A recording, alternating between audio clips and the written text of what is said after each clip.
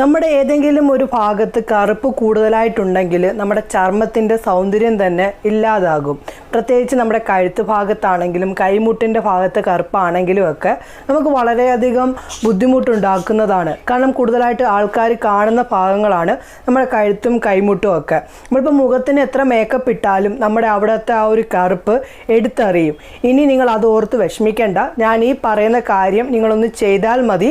നിങ്ങളുടെ ആ ഒരു കറുപ്പ് അവിടെ നിന്ന് തുടച്ചു മാറ്റി നല്ല തിളങ്ങുന്ന ചർമ്മം നിങ്ങൾക്ക് നേടിയെടുക്കാൻ ഈ പറയുന്ന കാര്യം കൊണ്ട് സാധിക്കും. എന്തായാലും അതെന്താണെന്നൊക്കെ ഉള്ളത് പറയാം. അതിന് മുന്നേ ആദ്യമായിട്ടാണ് ആരെങ്കിലും എൻ്റെ ചാനൽ കാണുന്നതെങ്കിൽ ഒന്ന് സബ്സ്ക്രൈബ് ചെയ്തേക്കണേ.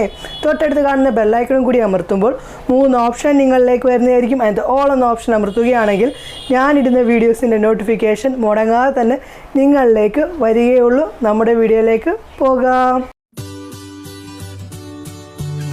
Welcome back to my channel. ഞാൻ റംസാനിയ. ഞാനൊരു ബ്യൂട്ടീഷ്യനാണ്.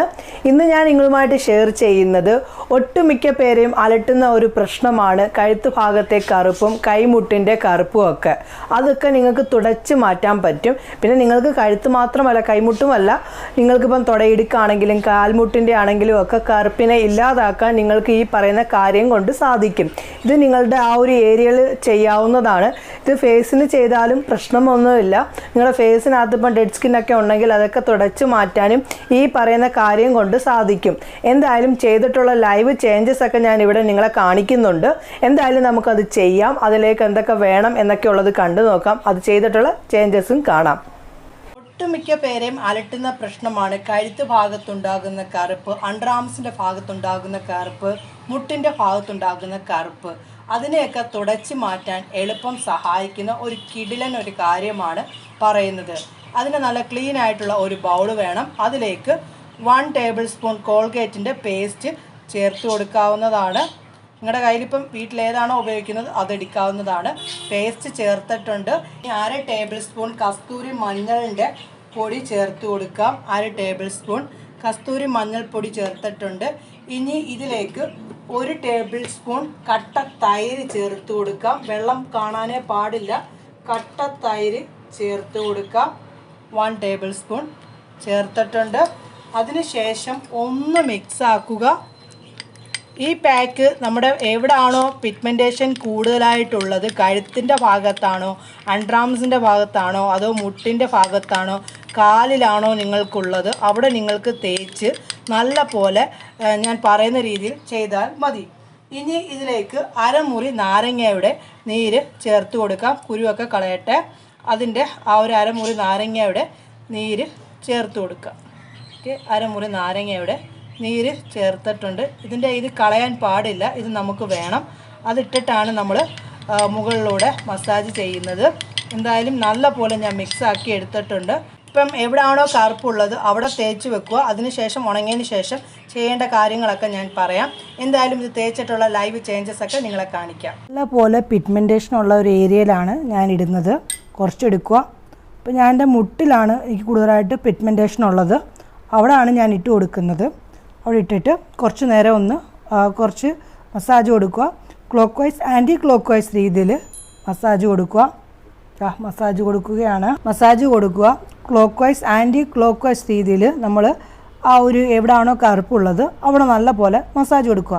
എൻ്റെ കഴുത്ത് ഭാഗത്ത് അധികം ഇല്ലാത്തത് കൊണ്ടാണ് ഞാൻ എൻ്റെ മുട്ടിൽ നിങ്ങളെ ചെയ്ത് കാണിക്കുന്നത്. ലൈവ് ചേഞ്ചസ് ഞാൻ നിങ്ങളെ കാണിക്കാം. അങ്ങനെ കുറച്ച് നേരം മസാജ് ചെയ്തിട്ടുണ്ട്.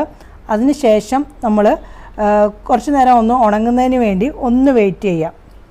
ഉണങ്ങിയിട്ടുണ്ട്. അതിൻ്റെ മുകളിലേക്ക് നമ്മൾ നേരത്തെ ആ പിഴിഞ്ഞ നാരങ്ങ ഉണ്ടല്ലോ, അതിൻ്റെ ആ ഒരു കൊന്ത് വെച്ചിട്ട് അതിൻ്റെ മുകളിലൂടെ ഒന്നും കൂടി ഒന്ന് സ്ക്രബ് ചെയ്യുക.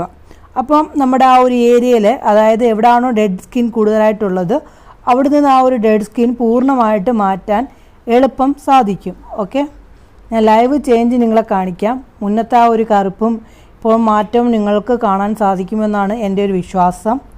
ഓക്കെ, അടിപൊളി ചേഞ്ച് വരുന്നുണ്ട്. ഇപ്പോൾ സ്ക്രബ് ചെയ്യുമ്പോൾ തന്നെ നല്ല ചേഞ്ച് തോന്നുന്നുണ്ട് എനിക്ക്. ഓക്കെ, ഞാൻ സ്ക്രബ് ചെയ്തിട്ടുണ്ട്. അതിന് ശേഷം നമ്മൾ തുടച്ച് മാറ്റുകയാണ്. അടിപൊളിയായിട്ട് ഞാൻ പറഞ്ഞു നല്ല മാറ്റം കിട്ടും. നല്ല അടിപൊളി സംഭവമാണ്. എന്തായാലും നിങ്ങളിത് ട്രൈ ചെയ്യണം. എൻ്റെ മുട്ടുഭാഗത്താണ് ഞാൻ ചെയ്ത് കാണിച്ചത് നിങ്ങളെ. എന്തായാലും നിങ്ങളിത് ട്രൈ ചെയ്ത് നല്ല മാറ്റം നിങ്ങൾക്ക് കിട്ടും. തുടച്ചുകൂടെ നിങ്ങൾക്ക് ഞാൻ കാണിക്കാം. ഇപ്പോൾ കഴുത്തിൽ ചെയ്താലും തുടച്ചതിന് ശേഷം നിങ്ങൾക്ക് വേണമെങ്കിൽ അലോവേറ ജെല്ല് ഉപയോഗിക്കാം, ഇട്ടില്ലെങ്കിലും കുഴപ്പമില്ല. അല്ലെങ്കിൽ നിങ്ങൾ ഉപയോഗിക്കുന്ന ഏതെങ്കിലും ഒരു മോയ്സ്ചറൈസർ ക്രീം ഉപയോഗിക്കാവുന്നതാണ്. നല്ല പോലെ മാറ്റം കണ്ടോ? പഴയ പിക്ചറും ഞാനിവിടെ കൊടുക്കാം. അടിപൊളിയായിട്ട് മാറ്റം കിട്ടിയിട്ടുണ്ട്. എന്തായാലും നിങ്ങളിത് ട്രൈ ചെയ്യണേ. മാറ്റങ്ങളൊക്കെ കണ്ടല്ലോ. എത്ര തന്നെ കറുപ്പുള്ളതും തുടച്ചു മാറ്റാൻ ഈ പറയുന്ന കാര്യം കൊണ്ട് നിങ്ങൾക്ക് സാധിക്കും. എന്തായാലും ചെയ്ത് നോക്കൂ. ചെയ്ത് കഴിയുമ്പോൾ നിങ്ങൾക്ക് മാറ്റം കാണുന്നതായിരിക്കും. എത്ര തന്നെ കറുപ്പുണ്ടെങ്കിലും ഇത് ചെയ്താൽ മതി, നിങ്ങൾക്കതെല്ലാം മാറ്റം കിട്ടുന്നതാണ്. എന്തായാലും ചെയ്ത് നോക്കണേ കേട്ടോ. ചെയ്തിട്ടുള്ള റിസൾട്ട് വന്ന് എന്നോട് പറയണേ കേട്ടോ. ഇന്നത്തെ വീഡിയോയിലൂടെ പറഞ്ഞ കാര്യത്തിനകത്ത് എന്തെങ്കിലും സംശയമുണ്ടെങ്കിൽ വന്ന് ചോദിക്കൂ. അതിൻ്റെ മറുപടി പറയുന്നതായിരിക്കും ഞാൻ. ഈ ഒരു വീഡിയോ ഇഷ്ടപ്പെടുവാണെങ്കിൽ തീർച്ചയായിട്ടും ഒന്ന് ലൈക്ക് ചെയ്തേക്കണേ. ഇഷ്ടപ്പെട്ടിട്ടില്ല എങ്കിൽ ഡിസ്ലൈക്ക് ചെയ്തോളൂ. മാക്സിമം നിങ്ങൾ ഫ്രണ്ട്സിലേക്കും ഫാമിലി ഗ്രൂപ്പിലേക്കും ഒക്കെ ഷെയർ ചെയ്ത് എന്നെ ഒന്ന് സപ്പോർട്ട് ചെയ്യാനായിട്ട് മറക്കരുത്. പുതിയൊരു വീഡിയോയുമായി കാണുന്നവരെ നിങ്ങൾക്ക് എല്ലാവർക്കും നല്ലൊരു ദിവസം ആശംസിക്കുന്നു. ബൈ.